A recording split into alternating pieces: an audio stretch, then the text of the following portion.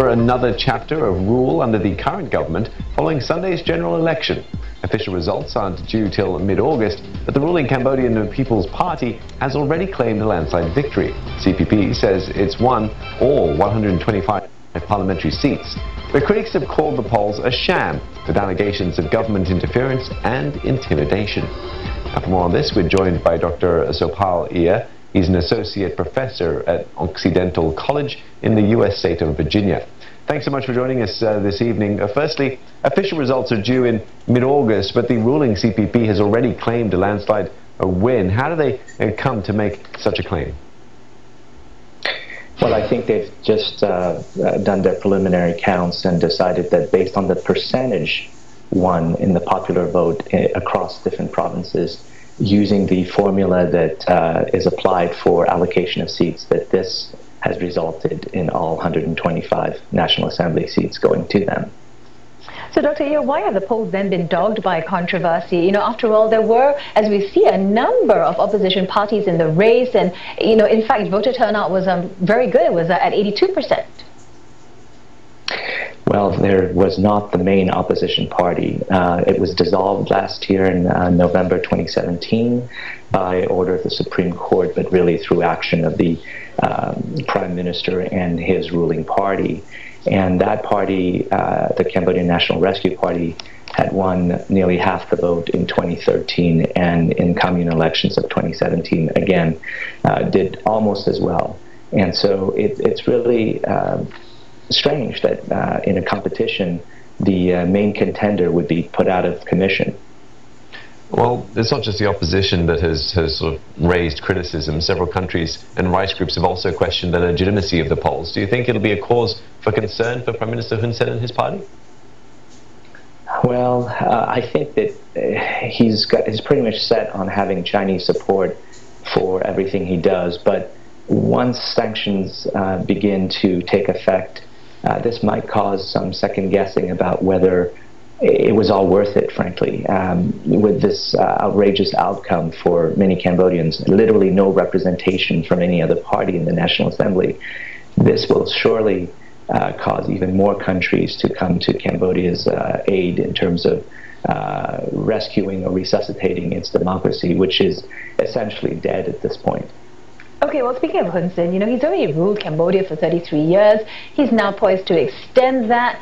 How has the country performed, you know, with him at the helm? And, you know, what will it be like, or what will more years under him, you know, mean for Cambodia? Economically speaking, the numbers look very good in terms of GDP growth. Of late, in the last decade, 7–8% on average per year. Of course, if one only looks at GDP growth, that's essentially an average figure, and it isn't really telling you whether the poorest are doing better. It's just an overall economic figure for the entire economy. Per capita GDP has improved, but again, that's an average figure. In terms of corruption, Cambodia is a world champion. It has managed to be the most corrupt in Southeast Asia year after year, and so I would say there's lots of room for improvement. If one is looking at reform, for example, making the economy more efficient, removing some of the barriers to entrepreneurship, and frankly, not using the tax department to attack your opponents, which has unfortunately been the case for the current administration.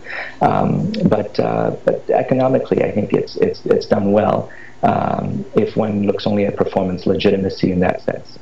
How do you think other Asian countries view this election, in which the result has been, you know, just almost guaranteed?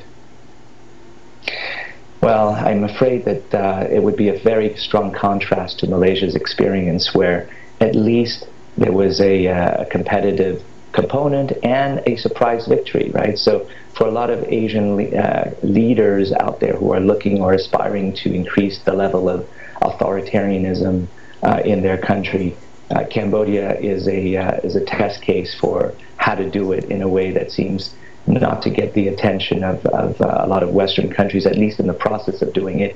Now that it's been done, maybe it'll draw the ire of the international community because so much was invested for a quarter of a century in Cambodia's democracy, and now you've come to essentially a single-party state without any competition in the National Assembly.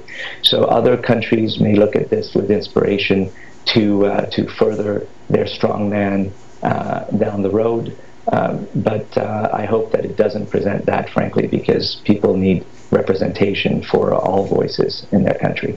Dr. Yeah, there's another thing you mentioned earlier, Hun Sen looking for China support. So the question is, how much does China figure in Cambodia politics then? Well, on the outer level, it doesn't look like they are actually engaged in literally manipulating things from the standpoint of who gets what and so on. But from a financial perspective, the level of assistance from China has been so massive, it's outpaced every other country by far.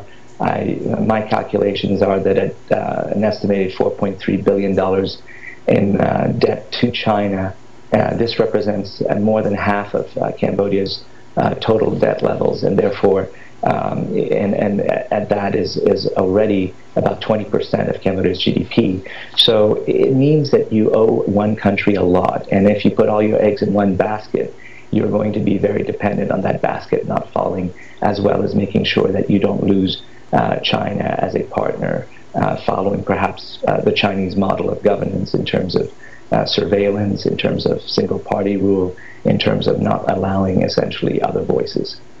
Well, thank you so much for speaking to us and sharing your insights and your time. And Dr. Sophal from Occidental College weighing in on Cambodia's general election.